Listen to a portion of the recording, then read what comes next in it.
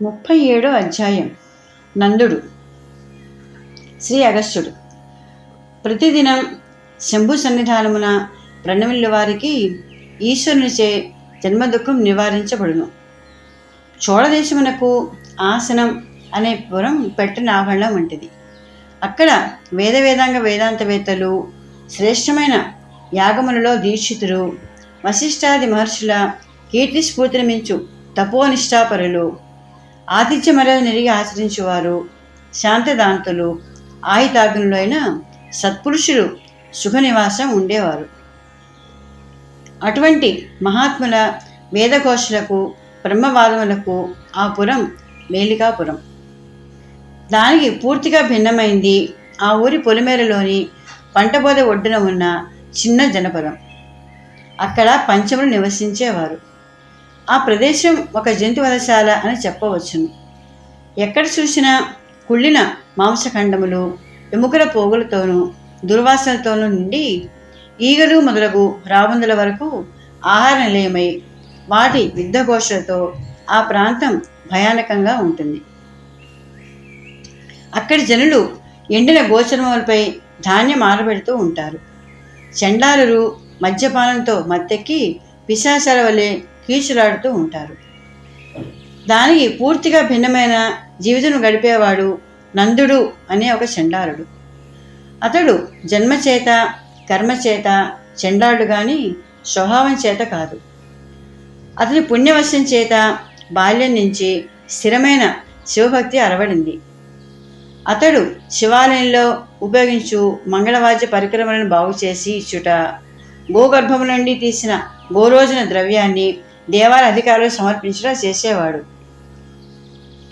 ఒకసారి అతడు చర్మంతో ఒక కొత్త ఢక్కను నిర్మించి కురంజపురేశ్వరుని సన్నిధి సమర్పించి చండాలు ఒకటిచే బయట నుండి లింగ దర్శనం కొరకు ఆకాంక్షలో చూడసాగాడు. కానీ నంది అడ్డుగా ఉండడి చేత లింగం కాంటాదయ్యను. చెప్పరాని దుగ్ధతో గుడ్ల నీరు కుక్కుకుంటూ, అయ్యో, శివదర్శనకు అవకాశం ఇవ్వని ఈ నీచ జాతిలో నేను ఎందుకు పుట్టాను అని గద్గద కంఠంతో రోధించసాగాడు. కళ్ళు మూసుకొని మనసులోని శివరూపాన్ని భావించుకొని ప్రార్థించసాగాడు.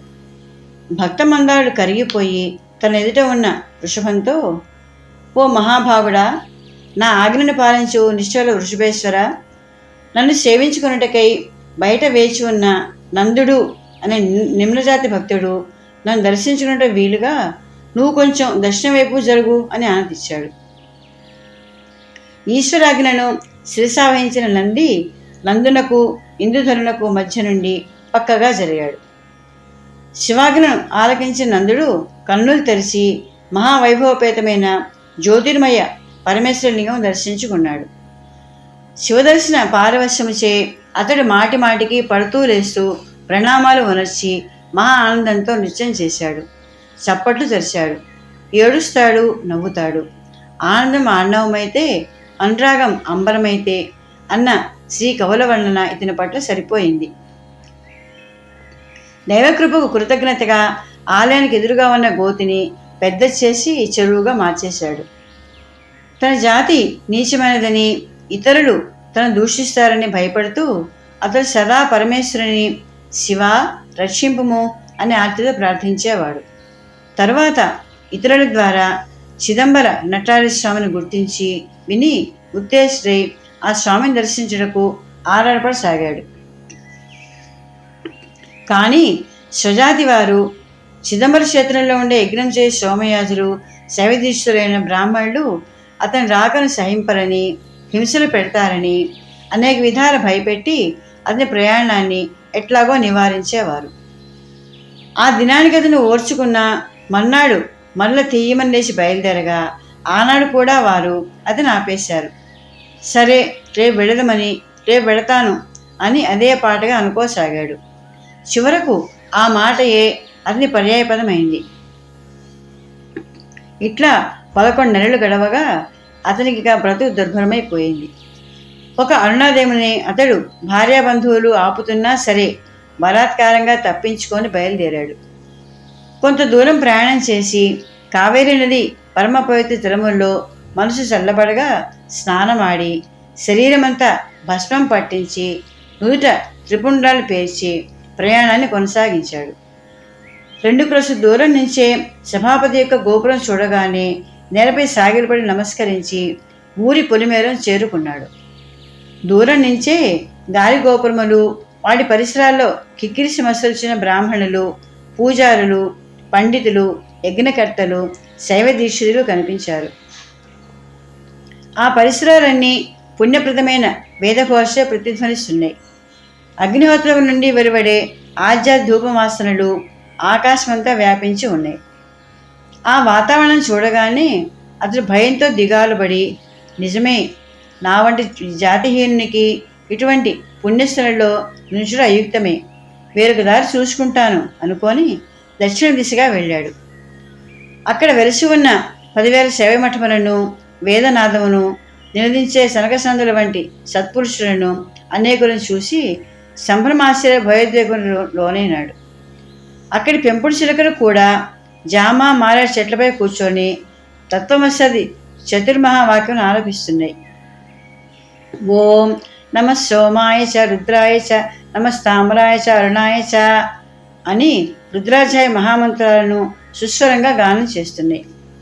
ఆ క్షేత్రమంతా శివమయమై పాతివ్రత్యాన్ని స్రవిస్తున్నది. నందుడు అటువంటి తావుకు తాను తగనని భావించి పశ్చిమ గోపురం చేరగా అక్కడ యోగేశ్వరులు, సిద్ధులు మొదలైన వారిని చూసి ఇక అక్కడి నుండి ఉత్తర గోపురం పోగా ఆ ప్రదేశంలో రాజర్షులు మొదలైన వారిని, సదాచార పరాయణులను, అనేక శివభక్తులను చూసి హతాశుడైపోయినాడు. కడజాతి వాడినైన నేను సభాపతి దర్శనం ఎలా ఆశించగలను? సభాపతి దర్శనం చేసుకోవాలను లేదా శరీరం విడువల అని తీర్మానించుకొని అక్కడే దీన మనస్కుని సమ్మించిపోయినాడు. శిష్యభాపతి వృషభాపతి కాడా? అతని ఆర్తికి స్పందించి, రేపు నీవు అగ్ని ప్రవేశం చేసి నా చెంతకు రాగలవు అని ఆదేశించాడు. పుండరీకపుర మందిరంలోని 3,000 మంది శైవదీక్షితులకు ఏకకాలంలో స్వప్న దర్శనం ఇచ్చి నందునికి మరునాడు అగ్నిని ఇవ్వవలసిందిగా ఆజ్ఞ ఇచ్చాడు. వేకువనే లేచిన దీక్షితులందరూ తమ స్వప్న వృత్తాంతములను ఆశ్చర్యంతో చర్చించుకొని సమిధులను చేర్చి అగ్నిదేవతను ప్రార్థనతో ఆవాహన చేయగా అగ్ని ప్రజ్వరిల్లింది. దానిని దక్షిణ దిక్కుకు తెచ్చారు. నందుడు స్నానం చేసి భస్మ త్రిపుండం తీర్చిదిద్దుకొని దీక్షితులకు భక్తితో నమస్కరించి పద్మంలో భ్రమరం ప్రవేశించినట్లు అగ్నిలో ప్రవేశించాడు. అగ్నిచే తన పూర్వదేహం భస్మం కాగా రసవాద ప్రక్రియచే ఇనుము బంగారం అయినట్లు అతడు పావిత్రములను ప్రదీపించు బ్రాహ్మణాకృతిని పొందాడు. భస్మ త్రిపుండములు, రుద్రాక్ష మాలికలు, ఎడమ భుజం మీదుగా స్వర్ణ యుగ్నోపవీతం మొదలైన వాటితో అలంకృతుడై ఎడమచేత దండమును, కుడిచేత కమండలమును పట్టుకొని శిరస్సును శిఖను, దేహంపై దివ్య వస్త్రమును ధరించి అక్కడి వారందరికీ వామదేవుని వల్లే దర్శనం ఇచ్చాడు. అంతా అతని శిరంపై దేవతలు పుష్పములు వెదజల్లారు. దేవదంతువులు దిక్కులు పిక్కటిలో చేశాయి. చారణులు స్తుతించారు. గణనాథుల ఆహ్వానంపై సోమయాజులు అందరూ నిలబడి దారి చూపిస్తూ అతని తోడ్కొని పోయి చిదంబర మహాదేవుడైన నటరాజేశ్వరుని ముందు నిలబెట్టగా అతడు చిదాకాశభూతుడకు మహాదేవుని స్తుతించి సేవించుకొని అందరూ చూస్తూ ఉండగానే పంచాశ్రీ మెట్ట మీదుగా చిత్తమును ప్రవేశించి నటేశ్వర పాదాల్లో ఐక్యమైనాడు. రేపు వెడతాను అని నటరాజముని గురించి పరితపించిన నందభక్తుని కథ ఇది. భక్తి ముక్తి సాధనం. 38వ అధ్యాయం. చాకలి భక్తుడు. శ్రీ అగస్త్యుడు. శివకైంకర్యము, శివభక్త సేవ చేసుకున్నవారు జ్ఞానయోగమును కానీ రాజయోగమును కానీ అవలంబించకపోయినా వారికి మోక్షం దుర్లభం కాదు. ధన, దార, పుత్రులు అనే ఈశ్వనాత్రయమును పోగొట్టే ఒక అద్భుత వృత్తాంతం ఉన్నది. కాంచీపురం అనే నగరం భూమి వడ్డాణం వంటిది. అక్కడ చతుర్వర్ణముల వారు శ్వేతనపాలుగా నివసించేవారు. వేదత్రయ పఠనం వీధులలో మారుమోగుతుంది. వేదశాస్త్ర, ఆగమ, పురాణ కోవిల పుణ్య చర్చలతో అక్కడి ప్రకృతి ప్రపూతమే పులకరిస్తుంది. జ్ఞానరాజయోగముల గురించి, క్రియాచర్య విధానముల గురించి సంపూర్ణ జ్ఞానం గల శైవాచార్యులతో ఆ ఊరు ప్రకాశిస్తూ ఉంటుంది. బ్రహ్మదేవుడే ఒకసారి యాగం చేసి పవన్ వేల్చూడు చేత దాని గురించి నిమిత్తం విష్ణు భగవానుడు అక్కడ విచ్చేశాడు. అక్కడ అంగళ్లలో నవరత్నాలు రాసులుగా పోసి అమ్మేవారు. పోక, సురపొన్న, అశోక, మద్ది, పిప్పలి, మామిడి, అరటి, సంపెంగ, వెలగ, పనస, మారేడు, ఉసిరి మొదలైన వృక్షాలు పుష్కలంగా ఉండేవి. కైలాసవాసం విసుగుపుట్టి శ్రీమన్ మహాదేవుడు ఆ భూభాగాన తన నివాసాన్ని ఆవిష్కరించినట్టు ఉంది. ప్రళయానికైనా అతీతమైన ఆ పురాణి రాసుకుంటూ ప్రవహించే కంపానదిలో ఏకాంబరేశ్వరుడు కామాక్షిదేవితో కూడిచే జలక్రీడలలో ఆ తల్లి వంటి పూసుకున్న పసుపు నూటి తిలకం, ఆయన గారు వంటి పట్టించిన కాటి బూడిద కరిగి ఆ నది స్వర్గపాతాళ మత్స్యలోకాలు ప్రవహించు ముత్రోవ ద్రిమ్మలి గంగానది తలపిస్తూ ఉంటుంది.